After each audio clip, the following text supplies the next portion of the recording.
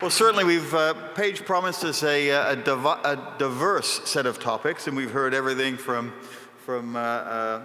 integration to free trade zones, network optimization, inventory challenges, transportation capacities, and so forth. If any of you have any questions for our expert panel here, please raise your hand, and we certainly get those questions to the group for sure. I have a couple here, a couple of mine, a couple of from the audience that I'd like to ask. The first one is for Roz, actually, a topical question, and the sequestration that we're seeing from the federal government. Do you see an impact on supply chains of the sequestration? You may want to come up and take this one. I don't think you've got a mic over there. I think I've got a mic on. Oh, very good. I think that we'll see an immediate impact from the from the sequestration on the Department of Defense budget, because they've got to make their cuts immediately. They made some actually before the end of the year, and that's actually going to involve moving goods, although it's not going to be as much of an absolute cutoff of moving goods as you think. We still need to move everything that we need to move to our troops that are overseas. A lot of that is going to end up falling backwards onto labor. They're going to be furloughing a lot of their contractors. As far as the other parts of the government go, we're already seeing some impacts of furloughs from a labor point of view. There's been some talk of fewer customs agents at the border. I know even at the Department of Transportation conference we were at last week, 2 people were unable to travel because they were furloughed last week when the conference was going on.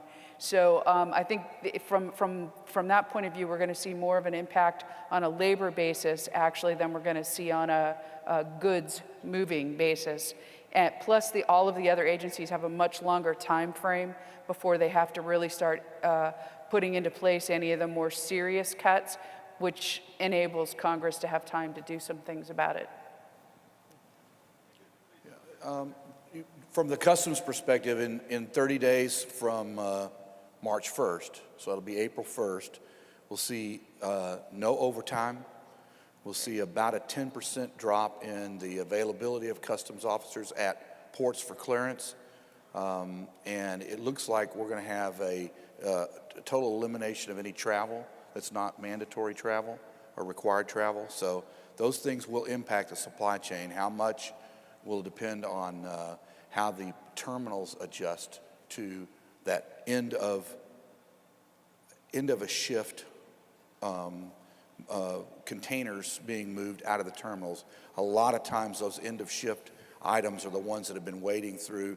They haven't gotten their RPMs, radiation portal monitoring, completed. They've been pulled to the side. So you will start to see some delays in April 1st. Just an added note on that, Customs has indicated up to 5 days delay for container inspections. So for those of you running low inventory levels that are counting on that just-in-time inbound inventory flow, there could be a big impact, even though it might be hit or miss when you experience it, but that hot container coming in, may be the one. So being low risk is key. Customs has also indicated they're going to prioritize if you're a customs trade partnership against terrorism, if you use ISA, if you're in foreign trade zones and you're deemed low risk, that freight is going to tend to move and stay facilitated while other freight is going to sit. So you've got to think about that in terms of your buffer inventory as well. Well, an interesting segue maybe to the second question here. Obviously, Roz mentioned we saw a pullback of inventory levels in 2009. I wonder if the panel had any thoughts on what we've learned in terms of being able to manage with lower inventory levels, and we may need to be able to do that in the near term here. I actually thought that managing inventory was going to be the lesson learned that was going to come out of the recession, because we were doing such a good job of pulling down our inventories and managing them there for a little while. But as you saw from my slide, it's all started to climb back up again, except for the retail line. And so I think you could make the argument that retail has gotten their act together, and they're watching much more closely what's going on in terms of retail sales and consumer demand. But a lot of that has to do with the fact that for the most part, for retail stores, there's no back room anymore. So they simply call their wholesaler or or distributor, and they get the goods. So it's sort of a flow through, so it always makes their inventory, I think, look really good. But I don't think they're doing a very good job, as I said, communicating it back down the supply chain, and that's a whole new way of doing business that the wholesalers and retailers are going to have to worry about. And on top of that, we've got a lot of uncertainty. We had globalization down really well before the recession. Then we had a lot of supply chains break, and now because of the overcapacity in the ocean shipping industry, they've become rather unreliable in terms of having goods. It could take as long as it's going to take for it to get from here to there, but it needs to be here when I expected it to be, and that's not happening as often these days. So that is creating new problems. Yeah, I agree with Roz that I don't think many companies learned too much during the recession. We saw a lot of companies pull back on their assortment, on their portfolio assessment, especially on the retail side. And of course, that reduced their competitiveness. And obviously, we've seen many of the retailers that have struggled to bounce back from that trend. And so really, inventories have resurged, and of course, with cheap credit, with cheap money, that puts less pressure on them to manage it from a working capital perspective. The only kind of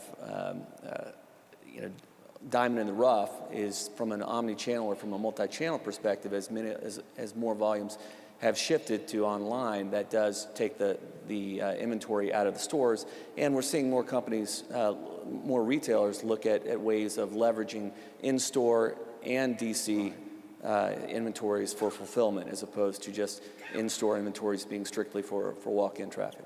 Yeah, I agree with that contrarian view, because I think that the inventory levels being brought up is our demand for more just in time. I don't think that the steamship companies are unreliable. I think they just deal with the fact that you're going over 2,000 to 3,000, 4,000 miles of travel. The issue is that what does interest rates cost us now? 2%? Yeah. The whole big bugaboo of inventory cost killing us in terms of interest rates is gone. When that gets back up, 2016, 2017, we get a prime rate higher than 5%, we'll have that issue. But we demand, and e-commerce even demands it more. If you saw anything in the earlier slides, we want it now, and we want it free shipping, don't we? So the issue is we got to have that merchandise in the United States. There are groups of Chinese companies right now that are looking at locations around the United States to put as a forward staging depot, if you will, for their goods, so that they're already here when they make the sale, not that they're going to be bought FOB from the factory. There's also a reverse logistics implication of this as well that needs to be considered. A lot of the companies moving into e-commerce and omni-channel are also handling, 20, 30% returns that they never had to handle before and didn't have equipment or people or even information systems to handle and process that, and that affects their inventory levels as well. So most of the warehouses that I go into, and I'm in warehouses every week, are full. So if inventory levels are dropping, I'm not seeing it, and there's also a lot of obsolete inventory that tends to accumulate that might not be on anybody's books, but doesn't get dispositioned as well as people maybe hope it will. Yeah, good point. Thanks, everybody. Well, so those are a couple things that are sort of topical on top of us now. Maybe a question to start with you, Brandy, but certainly open to everybody. So there's a proposed trade agreement between the U.S. and Europe. What do you think the group should be thinking about in preparation for that trade agreement becoming real? As I commented, I'm really excited about it. I think when you look at recent trade agreements, the short-term prospect of major impact from a EU-US trade agreement is much greater than some of the other trade agreements that will take longer to really have the desired effects, and many of them are about market openings overseas, where we have a collaboration with the EU, both from a supply standpoint as well as a customer base, that will really increase two-way trade. I think from a port strategy, it makes the East Coast obviously look very attractive from a supply chain standpoint, and just lots of opportunity there for reinvestment of manufacturing and value-added activity in the United States. So I think it's very exciting, and I hope it gets prioritized and done quickly. It is interesting, though, that it's the only trade agreement that's being managed out of the White House and not out of the USTR's office, which for those of us that are trade geeks like Brandy and myself, we find very strange. And you wonder how it's going to all roll out. And, you know, with a Congress that can't even give us a budget, we may not have any And they're any not trade calling agreement. it a trade agreement, they're calling it a transatlantic trade pact. So right. it's something other than an agreement, and we don't know exactly what that means yet. Anything that lowers duty rates and barriers to entry is going to be positive for the U.S. because we're already the lowest trade barrier country in the top 100 countries around the world. So anything that does that helps our exporters. Yeah, yeah. Well, hey, one quick question. We spent quite a bit of time, or you guys spent quite a bit of time talking about free trade zones. They've been around for a long time. Why do you think they're so in vogue right now? I'll go quick and then let Yeah. Brandy talk. Customs fixed three things that were causing a lot of problems, and the law changed in the year 2000. Weekly entry processing is so phenomenal that it saves your personnel time, it saves your cost of doing business by lowering the processing fees, and it speeds up the supply chain. And the other thing is that Customs has automated all the forms, all the negative operational issues that were a real knock on foreign trade zones have been really eliminated.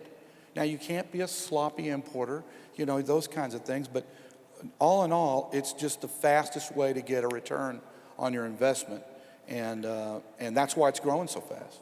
The only thing I would add to that, too, is the automation that companies are investing in. For many years, companies, some of the biggest ones that have been named today, looked at foreign trade zones and were scared because their own inventory management systems or the way that they'd grown through acquisition, they had a mismatch of systems and inventory control mechanisms, and the idea of really optimizing something like the Zones program being dependent on your ability to integrate that with your inventory, not just rely on a customs broker anymore to get it cleared through customs and then you were done with it, but to really think about, in my item master, how do I track country of origin? Do I only have one slate for country of origin in my SKU, but I actually now source from 5 different places? How am I going to grapple the information management and yet the opportunities that come with really integrating that into my business? And I think investments in automation and enterprise integration are really going a long way toward making companies more comfortable to do that.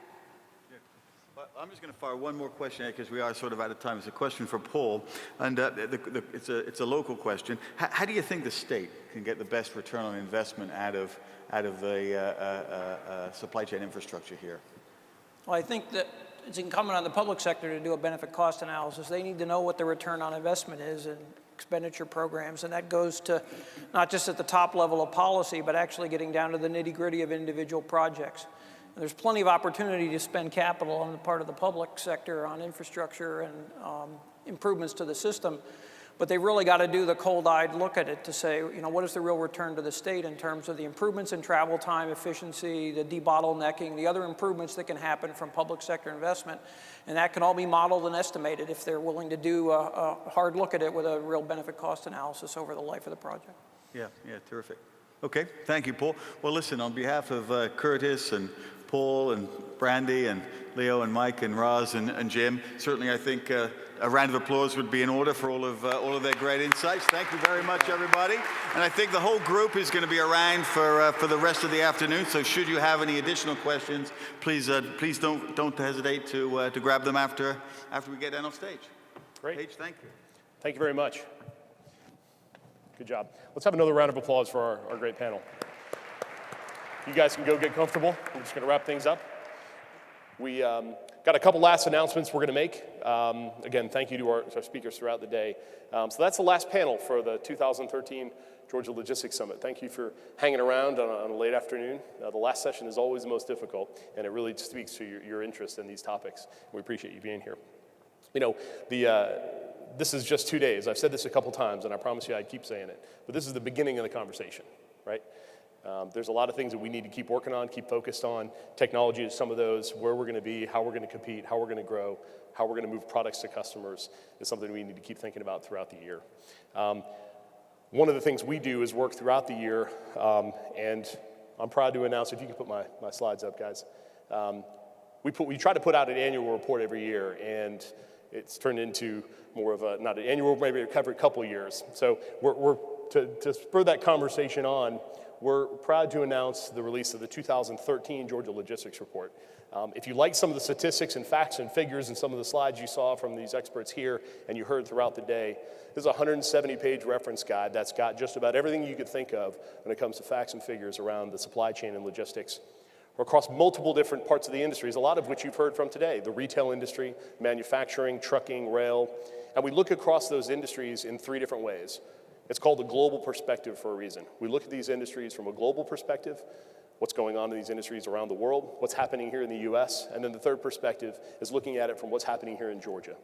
So if you're in the air cargo industry and you want to find out what's going in the seaport industry, or if you want to know what's going on in retail or manufacturing or trucking, there's a lot of great beginnings of conversations that you can get out of this report. Free for download on all of our reports, free for download off of georgialogistics.com, and really modeled after the monthly snapshot that's become very popular that we put out on the 15th of every month. And check your inboxes because you'll get one tomorrow, believe it or not, for March. And I was pretty upset because I'm pretty religious on getting it out on the 15th, and it's the 20th, so my apologies for missing a few days. So again, another round of applause for all of our speakers that are here today throughout the program and for our experts here in closing this out. 2 last announcements. If you liked what you saw this year, we're going to be doing it again next year, and the exact same days, almost to the day. Next year in 2014, we're also really proud to have MODEX back. The Material Handling Institute, Industry Association of America is holding their MODEX show here again in this venue next year. They had about 40,000 people here last year, a big trade show. We'll be partnering with them again in 2014, so look forward to having you back. We may not be in this ballroom because we're about out of room, but we'll be back in this area to do it again. So look forward to seeing you 2014. And had one final announcement, and we didn't even tee this up, but we had 2 raffle gifts. Microsoft, we talked about Excel and how wonderful that program can be and a lot of things we use it for. They also make a lot of more fun things. And Microsoft, as one of our growth champions, has donated an Xbox. And my son was mad that he's not going to be able to win it. So here's our illustrious Rachel showing off our Xbox. And we use a random number generator, literally, and to pick a table number, and the person still sitting at the table. Greg Tuthill with NYK Lines. Is he still here? So it had to be a must present to win thing, and so we went through that. And then the other thing we had donated from one of our sponsoring companies was a 2-night stay for the Marriott Courtyard in Savannah, and Andrew Phelps with Echo Logistics. Andrew, are you still here? In the back, so welcome you to Savannah and spend a couple nights. When you come down, please give me a call. We'll take you out to the Ports Authority and show you around. We also will be doing a survey to get your feedback, as I mentioned. We need you to be actively involved. This is your summit. We need you to get your ideas and your thoughts to make it better next year. We've got another 2-night stay that the Marriott donated that we'll be raffling off for those survey responses. So please, when you get that survey, give us your candid, open feedback, good and bad. We want to correct both those things and do more with the good stuff. So that's it. That's it for 2013. This ballroom will remain open. There's still coffee outside. Hang out, network, talk to our experts, and we'll look forward to seeing you next year. Thank you very much.